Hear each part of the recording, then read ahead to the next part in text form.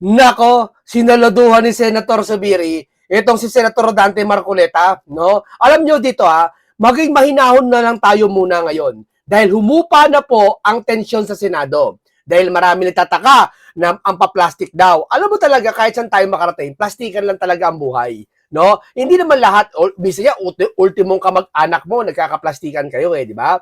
Dito mga kaibigan, kung saan, ang mga senador ay nagkita-kita na. Nagulat sila nga, pumasok si Dante. Di ba? Akala nila iboboycott nila Dante. Ulit itong special session na kuno, na ipinatawag yata ni Bonget, no? Special session ng Senado. Ngayon, marami tataka na parang tila yata wala nangyari. Oo, wala nangyari kasi sports lang ang laro. Bakit? Kasi 13 na sila Tinanggap na malugod ni Cayetano, ni Alan Peter Cayetano, ang pagkatalo niya dahil 13 na sila. Ang nakakatawa nga, nagboto sila ng 13, ibig sabihin, hindi pa ba sapat yung 12 nyo nakaraan? So, ibig sabihin pala, hindi totoo yung 12 nyo, yung quorum 12. Hindi pala totoo yun. Kasi nagboto pa kayo ng 13. Hindi, kasi yung pang-unawa namin Hindi na kayo boboto ng 13 ngayon kung sapat na pala ang 12. So, ibig sabihin, wala pa pala yun.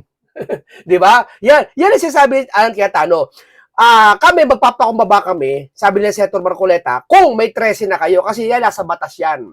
Kahit si Ligarda sinabi, nasa batas ang pagiging 13. O ngayon, bati-bati na sila. Alam mo, ang totoong away, wala naman sa mga Senado Walang away Siguro kung may personal na away dyan, siguro alitan dahil dun sa nakaraan na ayaw pag-iimbestiga ni Pinky. Katulad ni Pinky at si Senator Dante Marcoleta. Nagka-personalan talaga. Pero bukod dyan, magbabarkada yung mga yan maliban na lang sa mga tinakot. Alam nyo, overall tayo. Wala naman talagang masama sa ibang senador napipilitan lang sila magsalita dahil sa nangyayari. At alam nyo na kung bakit. Ito lang. Isipin nyo ba si Tulfo nagpapagulo? Hindi, para sa akin. Si Marcoleta ba nagpapagulo? Hindi. Isa-isahin mo, lahat ba sila nagpapagulo? Ang mga pinklawan niya sa Senado nagpapagulo? Para sa akin, hindi. Bagaman plastic yung ibang senador na pinklawan, pero hindi sila nagpapagulo. Bakit? Alam mo sino nagpapagulo? Yung big fish na ayaw matuklasan. Yan, tandaan yan. Ewan ko kung sino yon. Kayo na bahala kung sino yon. Alam nyo na kung sino yon. Di ba? Yan ang hirap sa atin. Hindi magulo ang Senado. Ang nagpapagulo yung kaisa-isang big fish na yan. Tapos hindi makita ng ibang vlogger yan. Hindi makita ng ibang sambayan ng Pilipino yan. Ang nakikita nila, yung nangingibabaw sa kanila, galit kami sa mga Duterte. Yun, tapos na. Doon na lang. Kaya hindi sila makapag-isip ng tama hindi sila makapag-isip Dito kasi sports lang Kasi ewan ko, kung naranasan nyo magtrabaho sa gobyerno, kayo ba nagtrabaho kayo sa gobyerno? Kahit sa LGU lang. Ako kasi matagal ako sa gobyerno Sa LGU Sa city hall ako nagtrabaho. Naging admin pa ako, admin mismo ako doon, at may katungkulan, may mataas ang position din ako kahit paano. No? Sa City Hall pa lang magkakaaway kayo ngayon. Mamaya bati na kayo. Para sa isang trabaho nyo. Totoo naman talaga trabaho Pero pagdating sa ganito, usapang issue, halimbawa may nawawala sa opisina nyo, may nawawalang pera, kasi di minsan may nagre-resibo, nawala, kulang, nagre-remit ng pera, hindi kulang ng 5,000, o kaya kulang ng 1,000, di ayaw mag-abono syempre ng kung sinong staff, mag-aaway-away kayo ngayon. Magkakaturuan kayo. Si ganito kasi nagkuha nangurakot si ganito, kinupit di walang aamin. Di ba? Magka-aaway kayo ngayon. Bisan isang buwan, isang taong kayo hindi nagpapansinan sa opisina. Pero kalaunan, nagkakabatihan din naman kayo. Pag may team building, may ganyan, di ba? It's normal. So, ibig sabihin, nagiging magulo lang kapag may isyong sinusolve na at ayaw ng isa. At ganoon din nangyayari dito. Nagkakagulo lang kasi doon sa big fish, syempre, sino ba naman big fish na gusto matuklasan? Sino ba naman big fish na gusto mahuli sa bibig niya? Di ba ayaw? Ayaw mahuli sa pamingwit ni Senator Dante Marcoleta. Di ba? Kaya dito, ngayon, wala na masyadong tensyon, bababaan na natin ang ating tensyon. Di ba? Yung pananalita natin, syempre, bababaan na natin para siguro, pero di pa rin kita tamarin syempre. Hindi pa rin sa topic na to para antokin kayo. Gigisingin ko pa rin kayo habang kayo nanonood para hindi kayo makatulog. Di ba? Dito kasi, eto relax na ang lahat ng tao ngayon. Relax na. Wala lang away-away. Siguro may samaan ng loob pero mabadali na lang mabawasan yon. Yan ang sinasabi ko sa inyo, mga kababayan. Huwag niyong pangibabawin, kayong mga senador, kayong iba, lalo Erwin, lalo kayo dyan. Huwag niyong hindi lang si Erwin, pati yung mga iba nakikinig ngayon dito sa ating pati yung mga ibang vlogger na galit na galit. Huwag niyong pangibabawin ang galit niyo sa mga Duterte. Bakit? Nawawala kayo sa inyong sarili at inyong pakikisama at inyong budhi at yung konsensya, yung puso niyo nawawala. Bakit? O ito, katunayan. Si Senator Marcoleta ba at si Cayetano nagsalita ng masama laban sa inyo?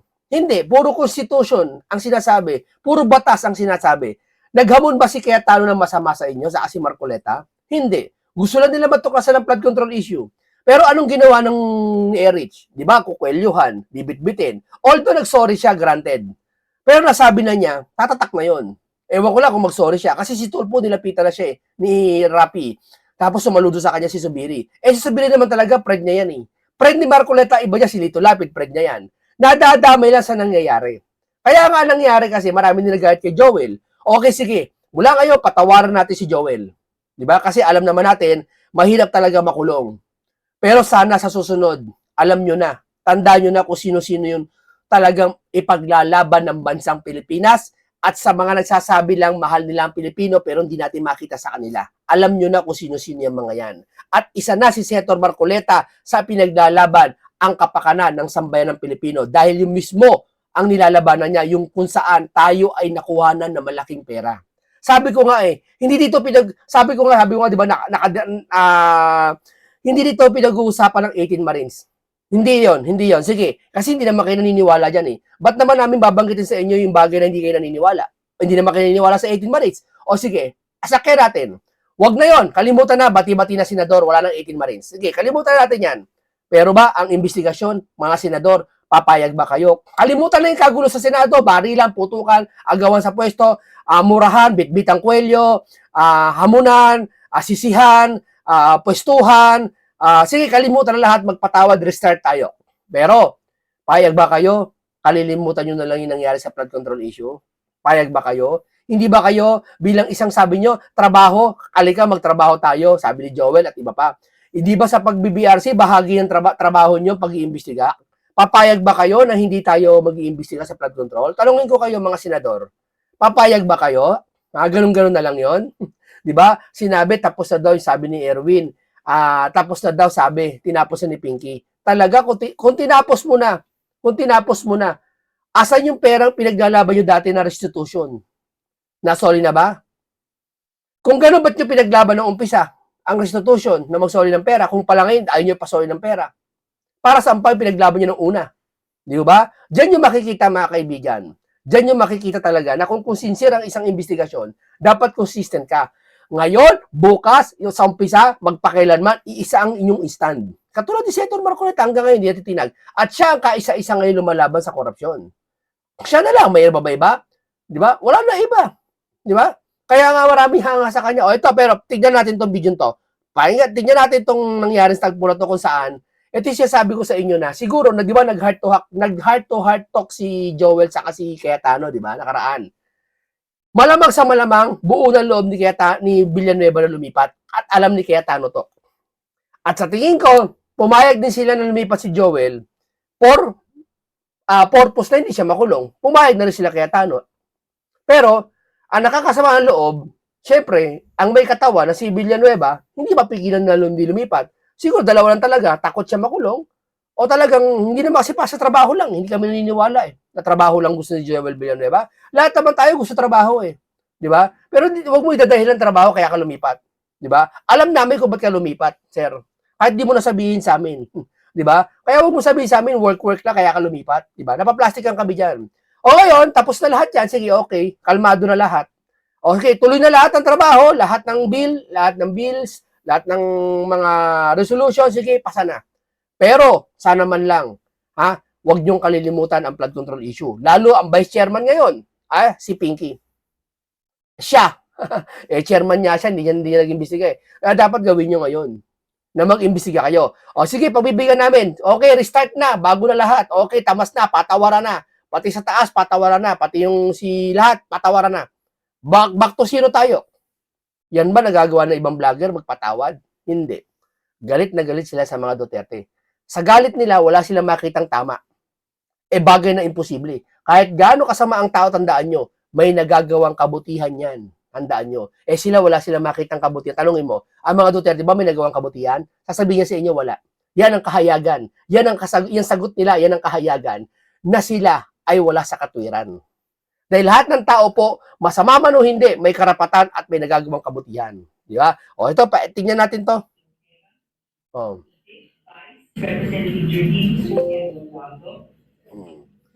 Alam na ni Senator Marcoleta yan. Mag-usap na yan bago lumipat yan, syempre.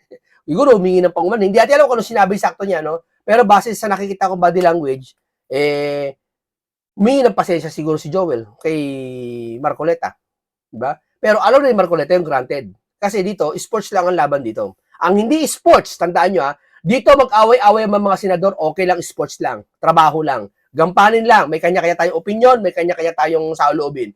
Pero ang hindi sports at hindi matanggap natin, yung nangyaring flood control issue kung saan hanggang ngayon di mapanagot.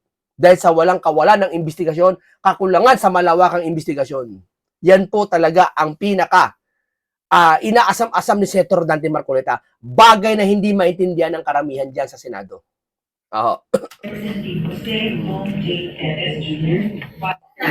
Ayan. Dito kung saan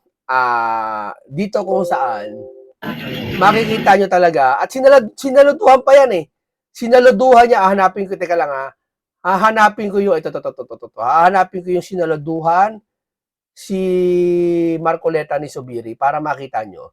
Dito talaga sports lang ang laban. Maaari sinaluduhan dahil niya matagal nang ginagalang ni Migs si Senator Dante Marcoleta. Hindi naman lahat ang 12 magkakaaway lahat sa isang minority, sila Cayetano, hindi naman. May mga iilan lang dyan nagpapahadlang. At obvious naman, yung dalawang senador nagpapahadlang na tutang-tuta talaga sila. Alam nyo na kung sino yun. Si Juan Bulsa kasi, yan si Pinky. Yun na naman Yung mga pinklawan, ano na yan given na yan Tanggap na namin ganyan yung mga yan Di ba? Tanggap na namin yan Kaya, hindi na may ibang mundo yung mga yan Kaya okay na sa kanila Dito na lang flood control issue ang pinag-uusapan dito at alam niyo kung sino tatakip. At na nakakainis lang, naniniwala ang ibang senador. Yun na naman ang namin Yun na naman pinuputok ng butsin namin Wala naman kaming galit sa ibang senador. Kay Erwin, wala naman kaming galit. Nagalit lang kami kay Erwin kung yung itong huli na kung ano numapit siya sabi niya. Di ba? Panoorin natin ito. Sumaludo talaga si Mix kay Senator Marcoleta. Ayan. Ayan Kita nyo naman. Ayan, pinakita ko lang po, sumaludo siya. No? At sandali. Dito mo makikita talaga ang paggalang pa rin sa isa't isa. Ayan. Makikita mo talaga, may paggalang talaga sila kay Senator Marcoleta. Yun nga lang, wala silang magawa dahil, siguro, gumagana ang big fish. Diba? Kaya nga ang pinakasalot dito sa atin sa Pilipinas, yung big fish maniwala ho kayo. Yan ang walang puso. Nakita nyo, kahit sila nagkabangayan sa Senado, yung 12 na nagkabarila sa Senado, tapos nagkaroon ng sagutan sa kanya-kanyang senador, tingnan mo ngayon, bati-bati na sila. Ibig sabihin, hindi talaga magulo ang Senado. May puso pa rin si Zubiri. Kaya sinaluduhan niya si Marcoleta. Si Tulfo, nilapitan si Marcoleta. Si Gatchalian, nagkamayan sila. Diba? Isabihin, may mga puso pa rin talaga ang senador. May isa lang walang puso ako nakikita. Tandaan nyo, yung gumagawa ng mastermind na to, yung mastermind mismo, nakita ko walang puso. Tandaan nyo, wala. Wala ako nakikitang kapag papakubaba sa kanya o puso. Ngayon lang ako nakakita ng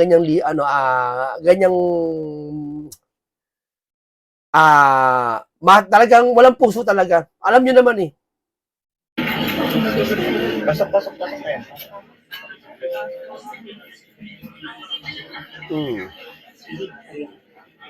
Okay na. O si Tulfo, tamo, lumapit na. Yan naman talaga ang Tulfo totoo yan. Kahit paano, ang Tulfo, nakakabilib din sila sa mga pagpapakumbaba. Pero, pagdating sa mga maanghang na salita, nakakapag-iit ng ulo. Pero, ang ayaw natin sa kanila, kaya natin sila binoto. Ako hindi ko binoto yan Kaya niya binoto sila dahil maaasahan sana dun sa action kagad. Eh kaso dapat yung gagawin nila, ginagawa nila noon sa programa nila, sana ginagawa nila ngayon. Eh kaso hindi nila ginagawa ngayon eh. Yun nakakatama ng loob eh. Oo, yun nakakasama ng loob. Di ba? Nasa na yung tapang nyo dati, parang gano'n, di ba? Oh.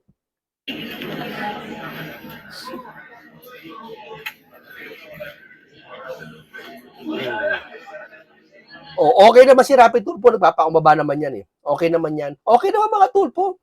Nagpapakumbaba naman yan. Isa lang talaga bastos eh. Yung matanda yata na Tulfo.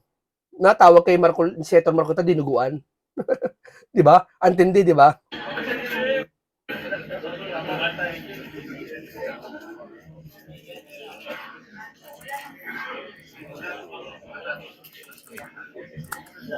Hi, Senator Marcoleta, sir, hi. Sir, bakit Okay. Di pa tayo sa kabila. Dito na tayo. O, ayan o. Elected to the position of Senate President, do hereby solemnly swear do hereby solemnly swear that I will well and faithfully Ba't kayo nanumpa? Hindi ba? Parang official siguro. Pero nakakatawa, no? Ibig sabihin, yung 12 na quorum, di pa totoo yun. Nanumpa pa kayo eh. Ibig sabihin, 2 beses kayo nanumpa. Iba ba yung gatsalya na nanumpa noong karaan? Sa nanumpa ngayon? Hindi. Is official to. Is talagang kampanin talaga to. Pero, ito ang sumasalamin. Ito rumireflect sa atin na talagang kailangan ng 13. Tama? Logic. Sana hindi na kayo nanumpa ngayon kasi alam nyo palang Senate President na yan eh. Ibig sabihin, hindi pa kayo sigurado, acting lang pala talaga.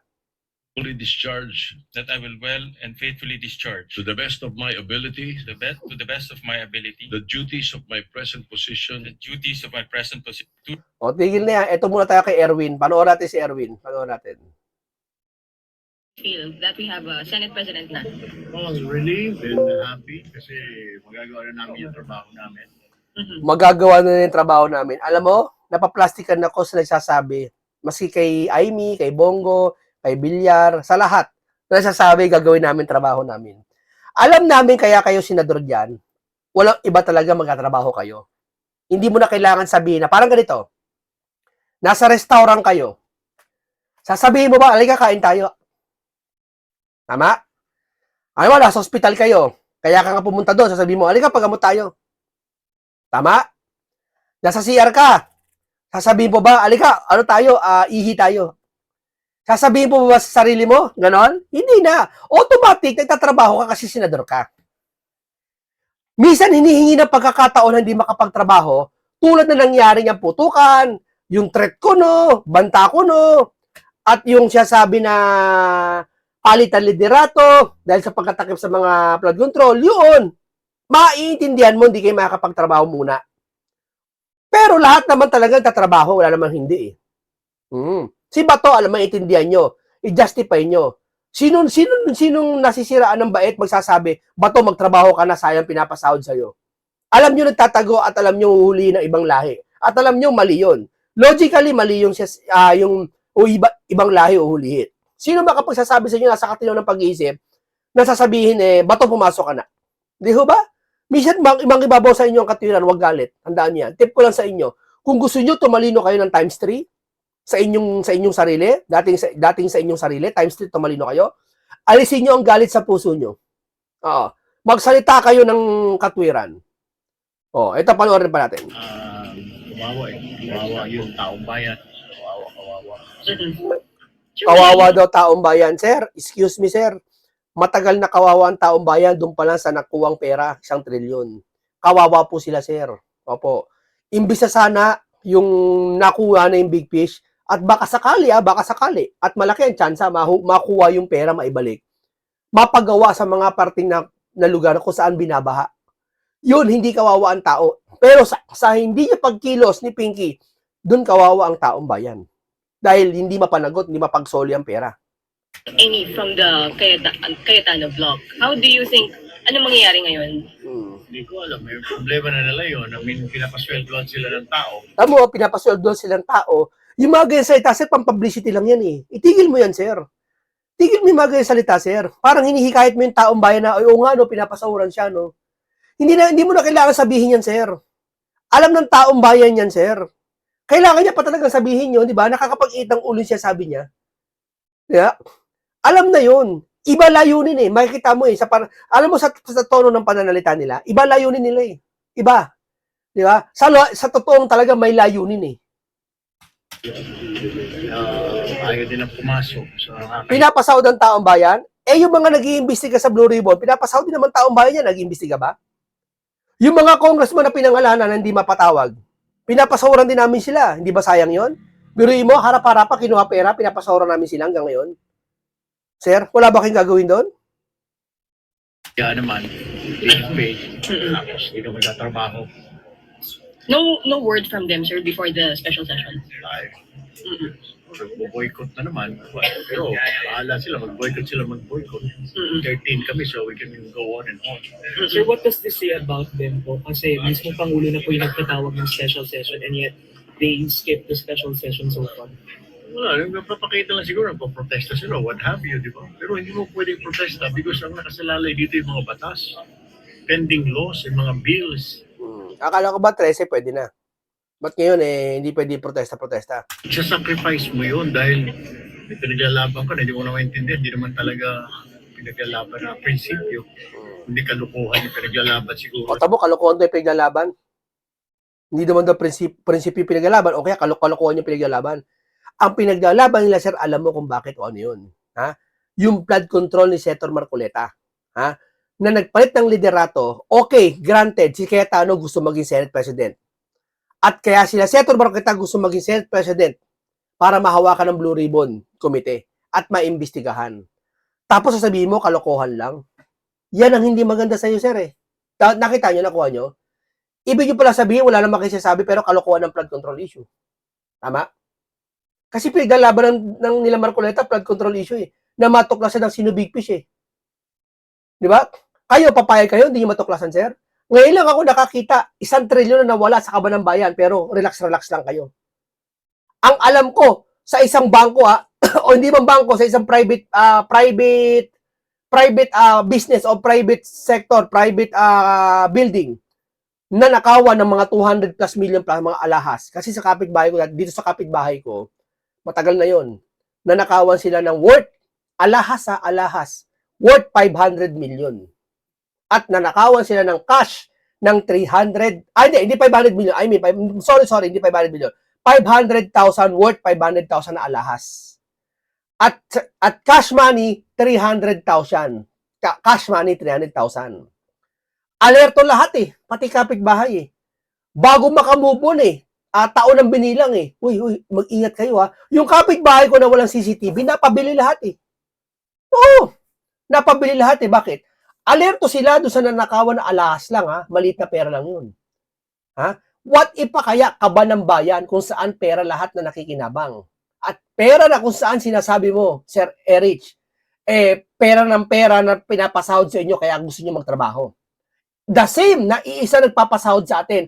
Yung pera na nakuhanan sa atin, sila mismo yung kanilang pera yon, yung pinapasahod sa inyo. Kanilang pera din yon. Aming pera yon, pinapasahod namin sa inyo. Same pa rin na tao, kami pa rin yung nakuhanan. Ibig sabihin, wag na lang ako sa iba na lang, sa kabanbayan na lang. Hindi mo ba a-actionan yon? Yung simpleng kapitbahay ko nga in-actionan lahat Nagpatawag na maraming kapulisan, pinahanap, nag-manhunt, pinareview lahat ng CCTV sa kanto ng subdivision. Investigasyon talaga Hanggang ngayon, hindi tumitigil sila Hanggang ngayon kasi yung bakod pinataasan nila Nilagyan ng parang kuryente, alam mo yung ganun? May bob wire na parang kuryente na modern. Isipin mo kapitbahay lang yun, nawala siya ng pera, worth of 800,000. Ito pa kaya trillion, sir? Relax lang tayo. Tapos sasabihin mo sa Cayetano, ano bang kalokohan to siguro? Kalokohan to pinaglalaban nila?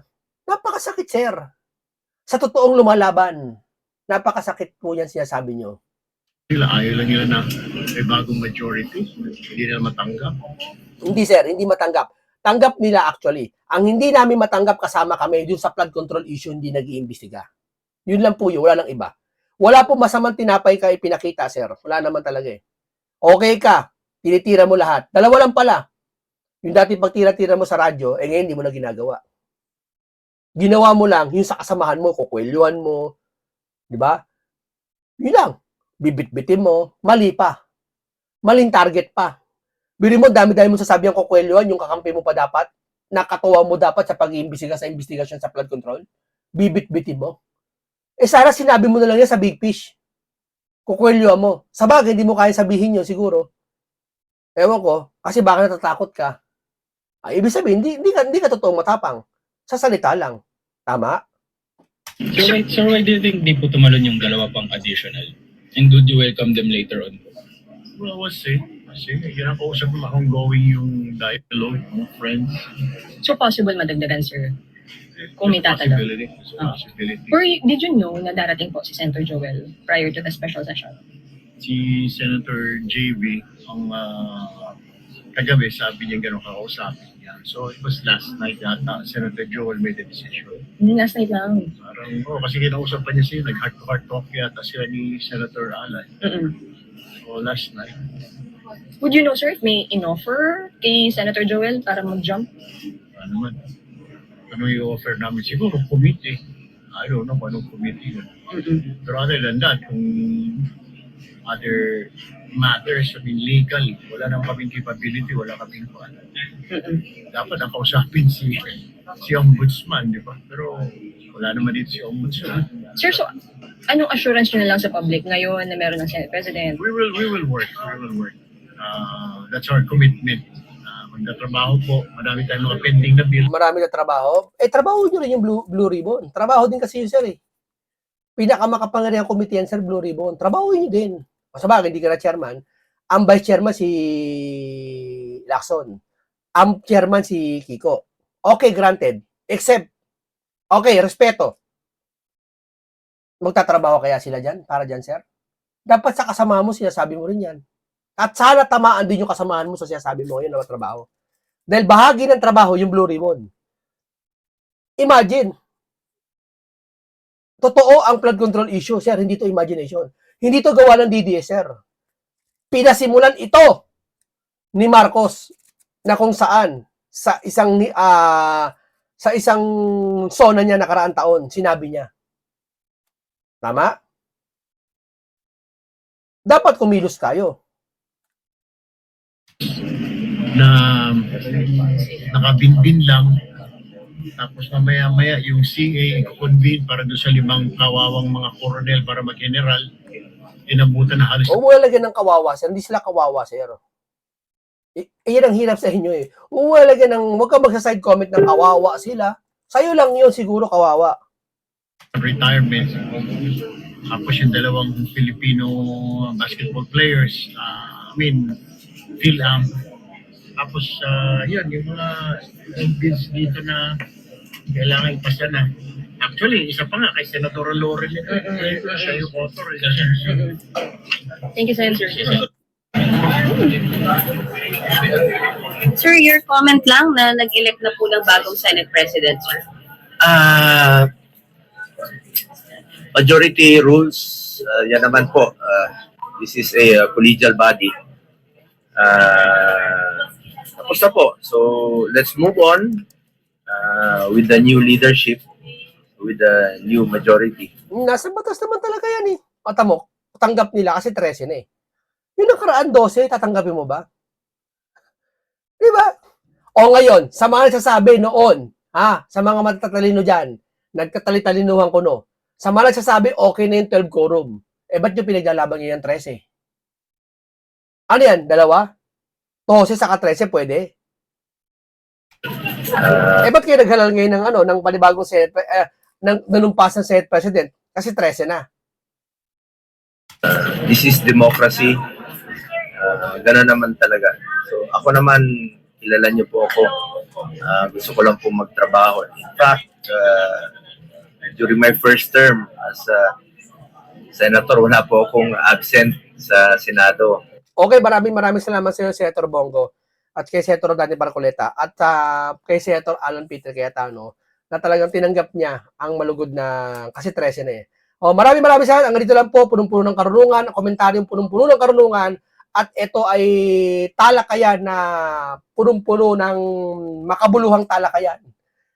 Marami kayo matututunan. Isang komentaryo na mapapakinabangan nyo. Kahit saan kayo pumunta, kahit saan ano. No? Ingat lagi kayo at dito nakikita natin kung ano pinagkaiba pa rin. At alam nyo na sa mga susunod na kabanata na kung sino talaga nagtatanggol sa bansang Pilipinas. Alam natin kung sino talaga ang karapat-dapat na mamuno, magsilbi, na hindi natatakot, walang takot na ipinaglalaban ng sambayan ng Pilipino. No? Kasi ang problema ng Pilipinas, hindi naman po talaga kahirapan din eh. Ang pinaka-problema, ang pinaka-number 1 problema, tandaan nyo, kung saan, yung mga kurakot. At yan ang inaagapan ni Senator Dante Marcoleta na siya lang ang gumagawa niyan ngayon. Ewan ko ba sa iba bakit ayaw nila. Ayaw nila. Imagine hindi lang DPWH ang meron na may anomalya. At dyan pa lang tayo sa DPWH, hindi pa tayo nakakaalis. Dahil hindi tayo makaalis dyan, may iba pang department na talagang tutuklasin pa na merong maanumalyang kuhaan ng pera. Pero hindi matuklasan kasi hindi pa tayo nakakalis sa DPWH. Ibig sabihin, kaya hindi tayo makaalis kasi may pumipigil pa. Napakarami. No? Okay, maraming salamat. Dito lang po. Paalam po sa inyong lahat.